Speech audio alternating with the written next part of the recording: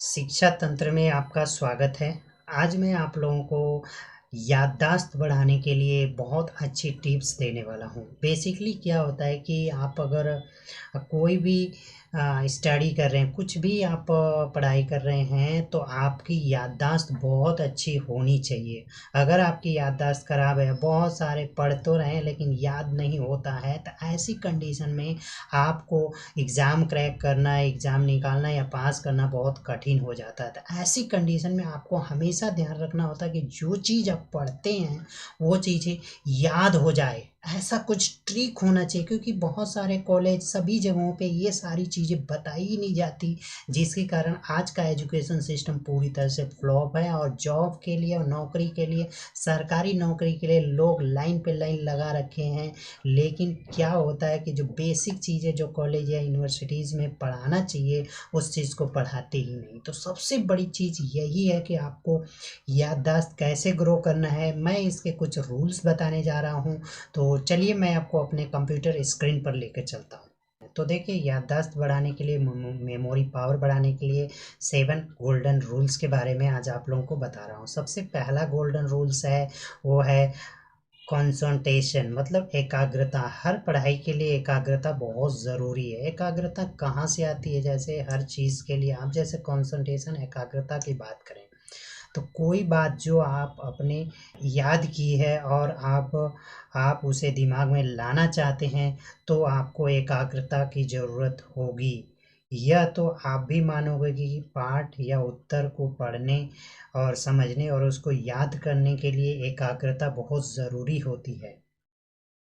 अब ये है कि जैसे एकाग्रता आपको, मतलब क्या हुआ कि उसमें इंटरेस्ट आना चाहिए। तो इंटरेस्ट नहीं आ रहा है तो आपकी कंसंट्रेशन, मतलब एकाग्रता नहीं आएगी और उसके लिए आपको बहुत सारी समस्याएं हो सकती हैं। अब हमें यह पता चलना चाहिए कि एकाग्रता और रुचि दोनों को कैसे हम क्रिएट करें, जिसको हम बोलते हैं एसोसिएशन, मतलब संबंध स्थापित करना। संबंध का मतलब एसोसिएशन। जैसे एग्जाम्पल दिया जाए कि आप किसी काम के लिए रास्ते में जा रहे हो अपनी गाड़ी से, और एक्सीडेंट हुआ पड़ा है, तो आप सोचेंगे कि चलिए साइड होके निकल लेते हैं, अपना काम से काम रखते हैं। लेकिन अगर रास्ते में पता चला एक्सीडेंट हुआ, वो आपका पड़ोसी है, तो आप उससे रुचिरता क्रिएट हो जाती है और आप उस पे जाएंगे ही जाएंगे, कैसे क्या हुआ। तो इस कंडीशन को आप उसमें, मतलब आपका क्या हुआ, एक संबंध क्रिएट हो गया, उसके कारण ही आप उसमें इंटरेस्ट लेते हैं। तो यानी कि पहला जो रूल हुआ, एकाग्रता हुआ। एकाग्रता आने के लिए आपको रुचि होने की आवश्यकता होगी। बिना इंटरेस्ट, मतलब बिना रुचि रहे आप उस कॉन्सेप्ट को इंटरेस्ट क्रिएट नहीं करेंगे। बहुत सारी बातें हैं, मैंने एक रियल स्ट्रक्चर की बातें करी कि आप उससे संबंध बना हुआ है तो आप उसको समझ सकते हैं।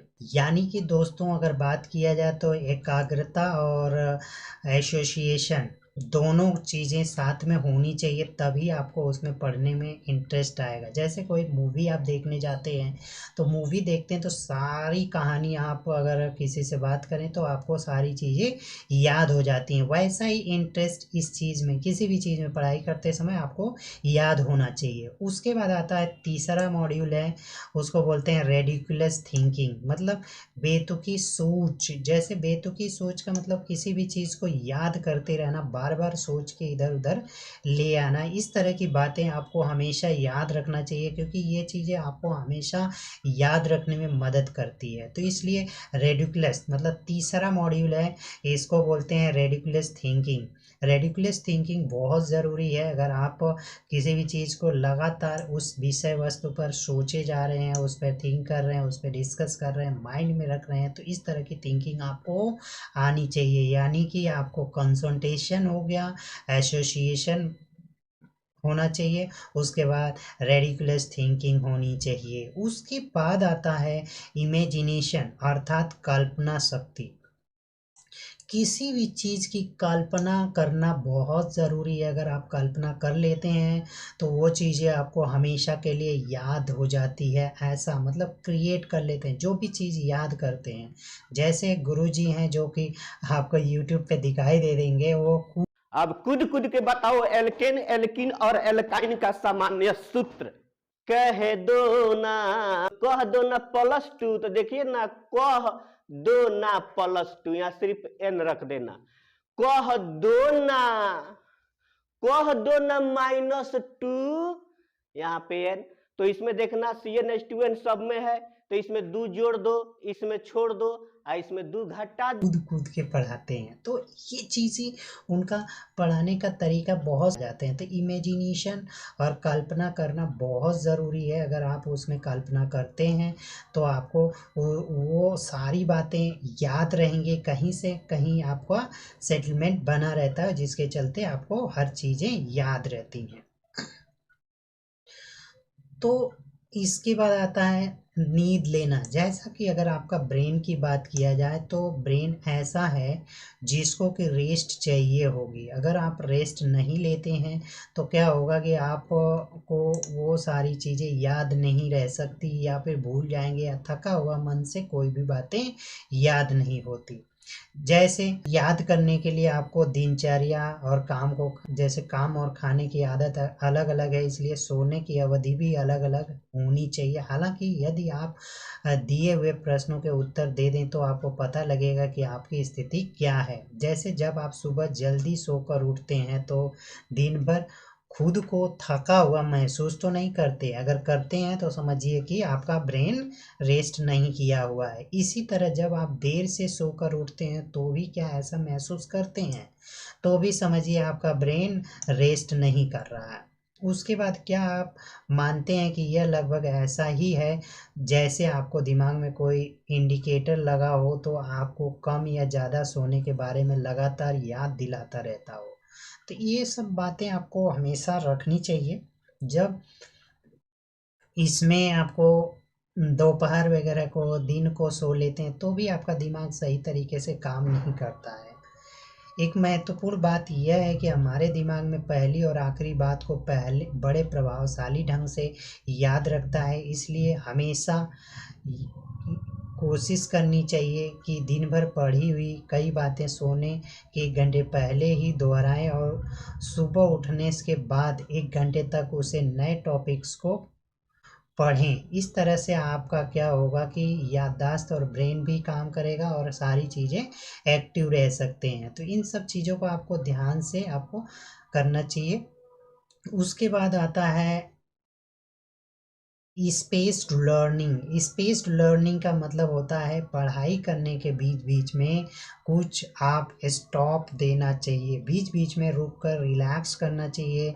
ये चीज़ें इसका जैसे ख़ास तौर पर छात्रों के लिए जो लंबे समय तक पढ़ना चाहते हैं, ऐसी स्थिति में अपने अनुभव किया होगा कि पढ़ते समय पहले 1 घंटे तक अधिक तरोताजगी रहती है, बाद में उसे जैसे जैसे समय बढ़ता जाता है एनर्जी और उत्साह की कमी आने लगती है। अतः अंत में क्या होता है कि पढ़ी हुई बात दिमाग के अंदर जाने की बजाय बाहर आ जा रही है। ऐसी स्थिति में गैप या अंतराल देकर पढ़ने से फ़ायदा होता है। वैज्ञानिकों का कहना है कि प्रत्येक 50 मिनट बाद भूलने का चक्र शुरू होता है। इसलिए यदि आप कई घंटे तक पढ़ना चाहते हैं तो हर 50 मिनट बाद खुद को 10 मिनट का अंतराल दें। यहाँ यह ध्यान रखना जरूरी है कि 10 मिनट में आप पढ़ाई या उससे जुड़ी कोई बात न सोचें। इस 10 मिनट के खाली समय में आप चाय नाश्ता कर सकते हैं, संगीत सुन सकते हैं या फिर आसपास टहल सकते हैं। इससे आपके अंदर की स्फूर्ति पैदा रहेगी और जो आप पढ़ेंगे वो सारी याद होती जाएगी, स्टोर होता जाएगा। यानी कि आपने टोटल 6 रूल्स पढ़ लिया। फिर से एक बार देख लेते हैं। कंसंट्रेशन, एसोसिएशन, रेडिकुलस थिंकिंग मतलब एकाग्रता, उसके अलावा संबंध, उससे मतलब कोर्स या सब्जेक्ट से संबंध स्थापित करना, उसके बाद बेतुकी सोच रखना, हमेशा सोचते रहना, कल्पना करना, और उसके बाद नींद लेना, उसके बाद आप स्पेस लर्निंग करना मतलब बीच बीच में रुक रुक कर स्टडी करना। उसके बाद आता है सबसे इम्पोर्टेंट होता है निमोनिक अर्थात सहायक मेमोरी, हेल्पिंग मेमोरीज, ये एक बहुत बेहतरीन चीज़ है। इस चीज़ को अगर आप बहुत अच्छे से समझ लेते हैं तो आपकी मेमोरी पावर ऑटोमेटिक बढ़ने लगती है और बहुत जल्दी आप हर चीज़ को एक बार पढ़कर याद कर सकते हैं इस कॉन्सेप्ट को समझने के बाद। तो दोस्तों चलिए मैं आपको दिखाता हूँ, इसको बताता हूँ कि क्या क्या चीज़ें हैं। इसके अंतर्गत कुछ तकनीकी आती हैं जिनमें मेमोरी को बढ़ाया जा सकता है। प्रतियोगी परीक्षाओं की तैयारी करने वालों को यह जान लेना जरूरी है कि उसके सिर्फ विषय ज्ञान की ही परीक्षा नहीं ली जाती, बल्कि उस विषय से जुड़े तथ्य उन्हें कितनी जल्दी याद आ जाते हैं, इस बात का भी टेस्ट होता है। ऐसी परीक्षाओं में सफलता इस बात पर निर्भर करती है कि आप कितने समय में अधिक से अधिक तथ्यों को प्रस्तुत कर सकते हैं। इस प्रकार की प्रतियोगी परीक्षाओं में अधिकतर छात्रों के साथ यह समस्या रहती है कि जवाब आते हुए भी अधिकांश प्रश्नों के उत्तर निर्धारित समय में नहीं दे पाते। आंकड़े इस बात के गवाह हैं कि इस तरह की परीक्षाओं के टॉपर भी 60% अंक ही ला पाते हैं। 2 या 3 सालों की मेहनत के बाद आप विषय से संबंधित ढेर सारी जानकारी प्राप्त तो कर लेते हैं, लेकिन इसके साथ साथ परीक्षा में ये जानकारी समय पर और तेजी से याद आ जाए। क्या आप इसके लिए मेमोरी टेक्निक सीखते हैं? तो क्या आप ऐसी कई टेक्निक जानते हैं या ऐसी टेक्निक के सहारा लिया है? यदि आप ऐसी टेक्निक प्रतियोगी परीक्षा की तैयारी कर रहे हैं या उसकी तैयारी करने की योजना बना रहे हैं तो इस तरह की टेक्निक आपको बहुत ज़रूरी है। यानी दोस्तों निमोनिक सहायक मेमोरीज टेक्निक आपको लेनी पड़ेगी। चलिए निम्नलिखित उदाहरण से हम लोग समझ लेते हैं कि ये टेक्निक कैसे बनानी होती है। तो इस टेक्निक को हम आप लोगों को बताने वाले हैं कि कुछ ऐसे सहायक तथ्य तैयार करने होते हैं। जैसे आपको कई जाना पहचाना व्यक्ति मिला लेकिन उसका नाम आपको याद नहीं आ रहा है। आप बार बार खुद से पूछते हैं कि आखिर आप इस व्यक्ति को कहाँ मिले थे। उसके बाद लगातार यह प्रक्रिया चलती रहती है, तब भी आपको याद नहीं आता, तो आप यह मान बैठते हैं कि आप इस सूचना को भूल चुके हैं और इसके साथ ही आप उसके बारे में सोचना बंद कर लेते हैं। परंतु अचानक एक दिन आपको याद आ जाता है कि अरे हाँ, उसे मैंने शिमला में या यहाँ देखा था। यदि ऐसा है तो यह बात निश्चित है कि यह सूचना आपके दिमाग में कहीं न कहीं थी। जब आप पूछ सकते हैं कि आखिर जब यह जानकारी दिमाग में थी तो उस समय क्यों नहीं याद आई। दरअसल हमारे दिमाग में किसी भी जानकारी को याद रखने के लिए एक निश्चित संकेत की ज़रूरत होती है। जैसे प्रोग्रामिंग कॉन्सेप्ट में, कंप्यूटर साइंस की भाषा में पॉइंटर होता है। पॉइंटर आपको इंडिकेट करता है, ओके। और जब तक संकेत नहीं मिलता तब तक सारा दिमाग उसकी प्रतीक्षा करता रहता है। संकेत मिलते ही संबंधित जानकारी स्वतः सामने आ जाती। इस प्रकार हम कह सकते हैं कि हमारा दिमाग भी बिल्कुल कंप्यूटर की तरह काम करता है। कंप्यूटर की तरह इसके कई सूचना सुरक्षित रखते हैं। हमें उसे समाप्त करने के लिए अलग अलग कमांड्स की ज़रूरत होती है। यदि आप दिमाग के काम करने के ढंग के बारे में समझ सकें तो आपका कार्य अधिक सरल और सुविधाजनक हो सकता है। निम्नलिखित उदाहरण को ध्यानपूर्वक पढ़ लीजिए। देखिए क्या है कि क्या कभी आपके साथ ऐसा हुआ है कि आप 12 बजे रात तक पढ़ाई की है और उसके बाद घड़ी में 5 बजने का अलार्म लगाकर उस उम्मीद से सो गए कि अलार्म बजते ही उठ जाऊंगा और पढ़ना शुरू कर दूंगा, लेकिन सुबह जब अलार्म बजने लगा तो आपने यह सोचकर उसे बंद कर दिया कि थोड़ी देर और सो लूं, पढ़ाई तो बाद में भी की जा सकती है। ऐसा क्यों होता है? रात को आपके विचार कुछ और थे, सुबह के विचार बदल गए। इसका अर्थात यह है कि आपके दिमाग में ऐसा कुछ है जो आपके विचारों को संचालित और नियंत्रित करता है। अब आप जानना चाहोगे कि आखिर यह चीज़ क्या है। यह सब आपके निमोनिक के माध्यम से समझ सकते हैं। इसकी सहायता से आप दिमाग की कार्यशैली के बारे में जान सकेंगे, जो आपके संपूर्ण जीवन को नियंत्रित करने में सहायक होगा। हमेशा याद रखिए कि आपके खुश होने, दुखी होने, गुस्सा होने, रोने, हंसने, चिंता करने, निराश होने आदि में आपकी मेमोरी का खास योगदान रहता है। मेमोरी पावर के बिना ऐसी किसी भी भावना का अस्तित्व नहीं हो सकता। यदि इस समय आप दुखी या चिंतित हैं, तो इसका मतलब है कि आपका दिमाग किसी ऐसे विचार पर काम कर रहा है जिसका संबंध चिंता या दुख से रहा है। अब यदि आप इस विचार को दिमाग से निकाल दें, तो आपकी चिंता या दुख दूर हो सकता है। इससे यह बात साफ हो जाती है कि आपके विचार, आपकी भावनाओं और आपके कार्य सभी आपकी मेमोरी द्वारा संचालित और नियंत्रित होते हैं। अब आप नहीं चाहोगे कि आप विश्व की निमोनिक तकनीकी का इस्तेमाल कर आपके जीवन को बेहतर बनाएं। स्कूल कॉलेज में इस प्रकार की तकनीकी की जानकारी नहीं दी जाती है। इस कारण आप स्थिति पर नियंत्रण नहीं रख पाते, बल्कि स्थितियां आपको नियंत्रित करती रहती है।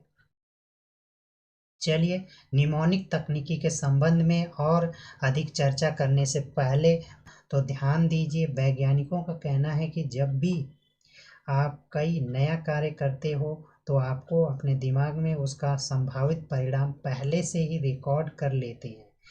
ध्यान रहे, पहली बार जो आप सोचते हो वह आप काम खासा प्रभाव डालकर इसी सोचने के हिसाब से आपका दिमाग उस काम से जुड़ा एक काल्पनिक वातावरण तैयार करता है, जो आपकी सफलता में सहायक होता है। तो इस तरह की चीज़ें आपके माइंड में होनी चाहिए जो आपको काम करती है। तो दोस्तों, इस बात को आप समझिए कि निमोनिक एक ऐसी तकनीकी है जो कि आपको ब्रेन में याद रखने की क्षमता को और याद रखने की क्वालिटी को आपकी सोच के ऊपर डिपेंड करता है।